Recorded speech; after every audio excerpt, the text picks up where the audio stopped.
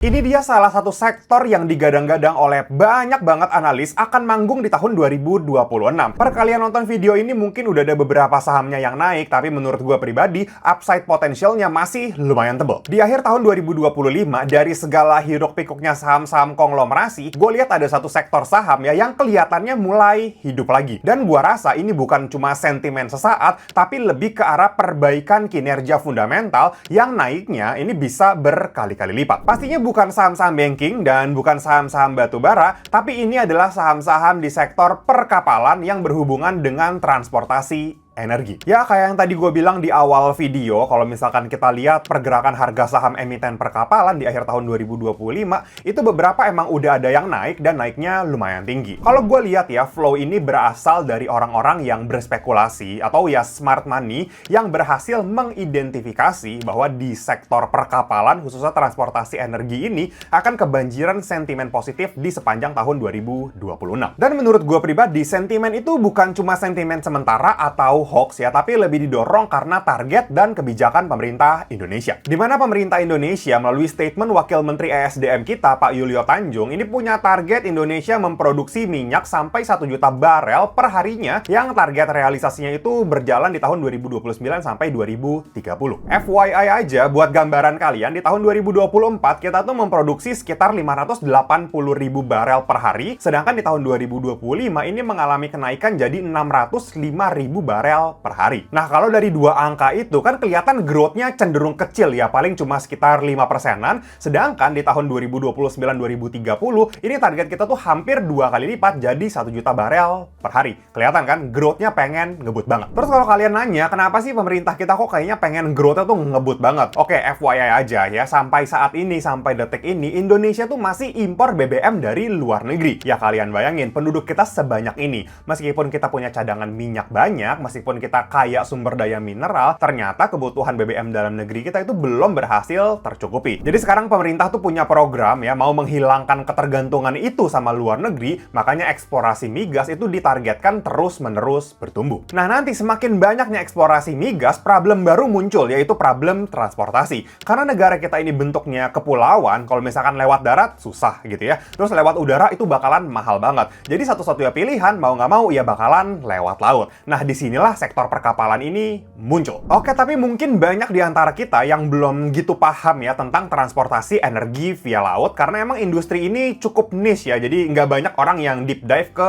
sektor ini. Gue mau kasih tau ada 5 karakteristik yang perlu kita tahu juga untuk kita bisa menghitung dan memperkirakan ya growth fundamentalnya di akhir video. Yang pertama, transportasi energi via laut itu akan memindahkan volume yang sangat besar. Ini kita ngomongin jutaan meter kubik ya, bukan ngomong 1 ember, 2 ember. Terus yang kedua, rute transportasinya itu biasanya tetap dan terus-terusan berulang. Ya, karena kita sama-sama tahu ya, kilang minyaknya di tempat A gitu ya. Terus mau diantarkan ke storage-nya di tempat B. Ya udah, itu bakalan ulang-ulang terus aja. A, B, bolak-balik. Terus misalkan nanti mau diantar ke user, ya udah kilang minyak atau storage yang buat user di mana? Ya itu diantar ke titik C, A, B, C, ngulang-ngulang gitu terus. Terus yang ketiga, karena kita ngomongin transportasi energi ini dalam bentuk minyak, so demand-nya bakalan konsisten. Jadi udah ketakar tuh ya, demand di Jawa berapa, demand di Sumatera berapa, demand di Kalimantan berapa, dan terus-menerus berulang. Semakin banyak jumlah kendaraannya, semakin banyak industrinya, maka bakalan semakin banyak juga ya minyak yang harus ditransport. Terus yang keempat, biasanya kerjasama antara pemilik kilang minyak dan pemilik kapal untuk transportasi ini dalam bentuk kontrak jangka panjang. Terus poin yang kelima, di bisnis ini biasanya kita akan lihat pihak-pihak itu lebih berkaitan dengan B2G atau BUMN. Which is menurut gue dari 5 karakteristik itu, kalau misalkan kita combine, ujung-ujungnya outputnya ini bakalan cukup bagus. Yang pertama udah pasti karena revenue-nya bakalan cukup stabil ya. Kita sama-sama tahu kalau misalkan di perminyakan itu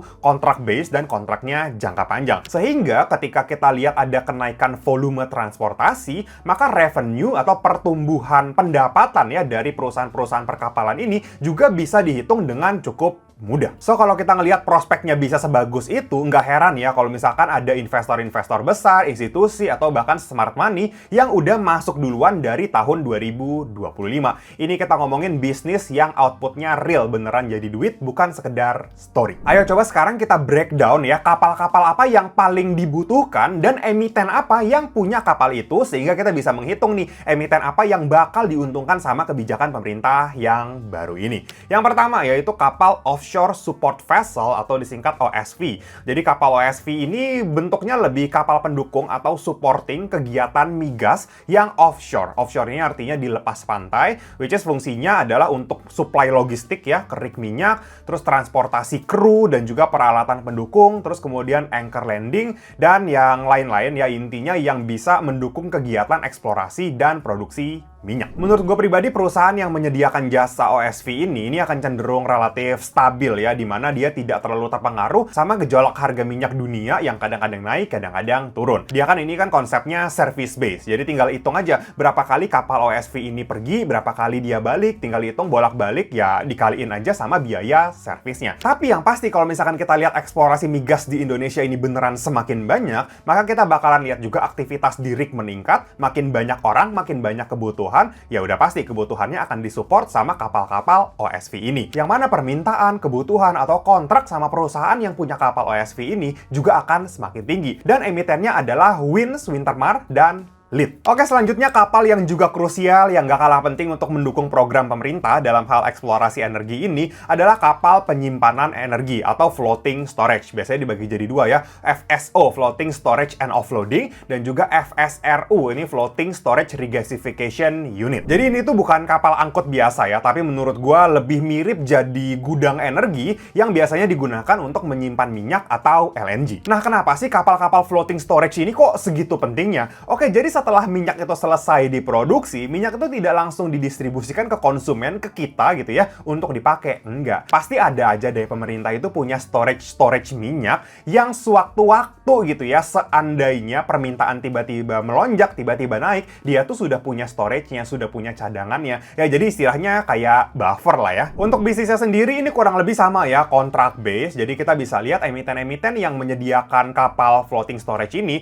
juga bakalan punya revenue yang cenderung stabil, karena balik lagi, ini service base, jadi fee yang didapat itu berdasarkan berapa lama kapalnya dipakai dan juga berapa jumlah kapalnya. Ini lebih ke infrastruktur sih ya, bukan freight murni. Untuk emitennya itu ada Sochi, ada Bull, dan juga ada Ship. Oke, lanjut jenis kapal yang ketiga yang menurut gue justru paling penting ya, karena ini adalah core bisnis dari transportasi energi itu sendiri, yaitu kapal tanker pengangkutnya. Biasanya dibedakan menjadi 3 berdasarkan ukurannya. Yang pertama adalah LCC, Large Crude Carrier. Terus yang kedua adalah VLCC, Very Large Crude Carrier. Terus yang ketiga adalah ULCC, Ultra Large Crude Carrier. Fungsinya ya udah jelas lah ya, kayak namanya carrier, yaitu pengangkut yang biasanya digunakan untuk mengangkut minyak atau energi lainnya. Nah, peran emiten perkapalan ya yang menyediakan kapal tanker pengangkut ini menurut gue bakalan krusial banget, karena biasanya efisiensi dari produksi sebuah minyak atau produksi energi lainnya itu sangat ditentukan oleh kapal pengangkutnya. Jadi karena kapal ini segitu krusialnya, so kita bisa bilang emiten-emiten yang menyediakan jasa pengangkutan kapal tanker ini